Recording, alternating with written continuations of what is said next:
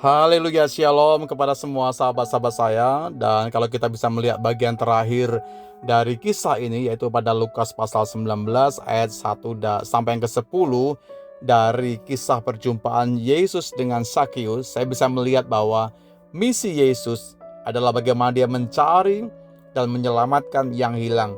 Dan hari itu yang hilang adalah Sakius, dan ditemukan dia begitu bernilai, dia begitu berharga, ditemukan dalam kondisi ada sebuah perubahan kehidupan, dalam kondisi dia mau bertobat, memperbaharui dari semua tindakan yang lama menjadi pola kehidupan yang baru. Dalam Lukas pasal 19 ayat yang ke-10, sebab anak manusia datang untuk mencari dan menyelamatkan yang hilang. Sahabat-sahabat saya, inti yang perlu kita mengerti dari kisah ini ditegaskan bahwa sesungguhnya hidup orang percaya dipanggil untuk mencerminkan misi ini. Ini penting buat kita cermati, yaitu apa?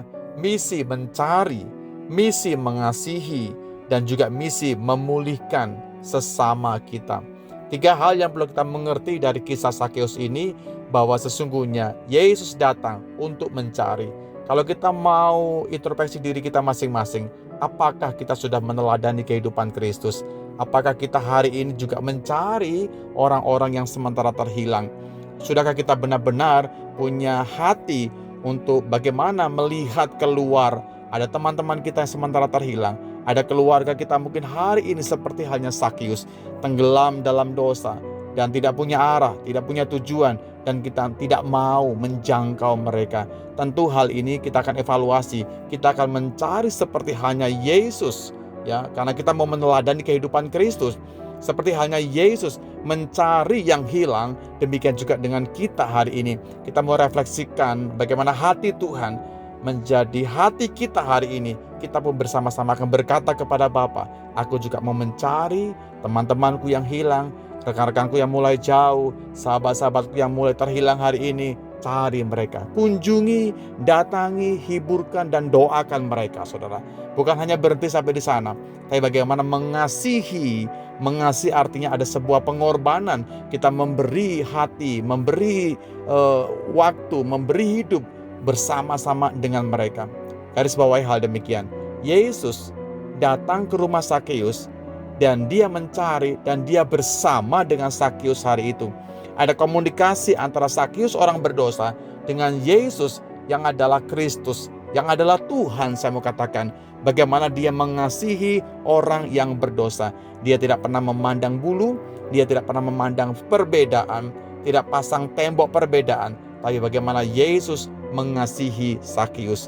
Dan tentu endingnya adalah sebuah pemulihan dialami oleh Sakeus.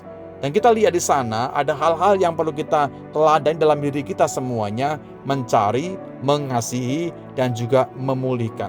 Kesimpulannya hari ini, mari saudaraku, seperti halnya Yesus mengubahkan kehidupan Sakeus, biar dia di momen Natal ini mengubahkan Anda dan saya.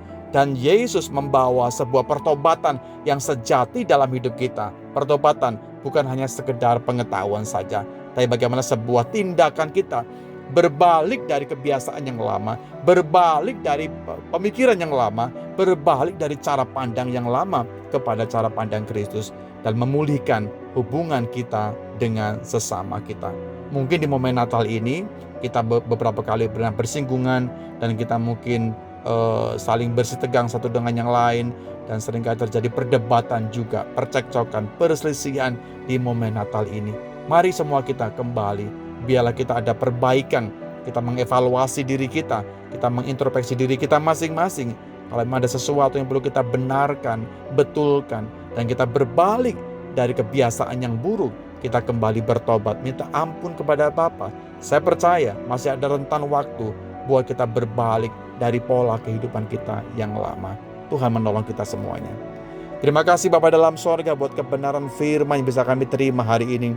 Firman-Mu hidup, firman-Mu kekuatan buat kami Tuhan. Ketika kami bisa mendengarkan firman-Mu, kami mau Tuhan seperti halnya Yesus mencari, mengasihi, memulihkan. Kami pun Tuhan mau pakai hidup kami menjadi alat kepunyaan Tuhan. Kami bagaimana hidup kami mempunyai dampak bagi sesama kami, buat lingkungan kami, buat orang-orang di sekitar kami semua ya Tuhan. Terima kasih Roh Kudus, Engkaulah sumber kekuatan buat kami, Engkaulah sumber penghidupan buat kami. Kami kuat, kami mampu, karena Tuhan yang menopang kami setiap waktu. Dalam berkat nama-Mu Yesus Tuhan, kami berdoa dan bersyukur. Haleluya. Amin.